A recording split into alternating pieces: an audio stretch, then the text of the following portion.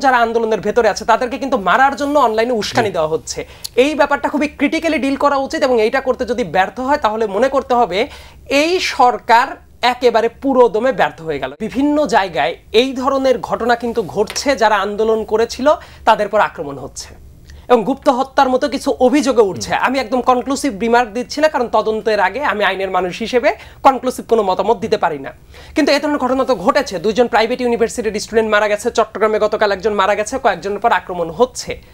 একই সাথে খেয়াল করে দেখেন, সিলেটে ছাত্রলীগের একজন অস্ত্র হাতে ঘুরে বেরিয়েছিল, সে বুদ্ধিজীবী দিবসে বুদ্ধিজীবী স্মৃতিসৌধে গিয়ে ফুল দিল ছাত্রলীগের ব্যানারে, নিষিদ্ধ ঘোষিত সংগঠনের ব্যানারে। পুলিশ কি করলো? তার মানে স্বরাষ্ট্র মন্ত্রণালয় এই জায়গায় পুরোপুরি ব্যর্থ হচ্ছে।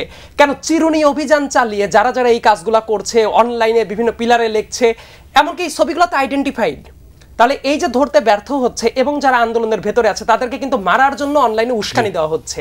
এই ব্যাপারটা খুবই ক্রিটিক্যালি ডিল করা উচিত এবং এইটা করতে যদি ব্যর্থ হয় তাহলে মনে করতে হবে এই সরকার একেবারে পুরোদমে ব্যর্থ হয়ে গেল। এইটার উপরে খুবই সিরিয়াস আমি দৃষ্টিপাত করছি।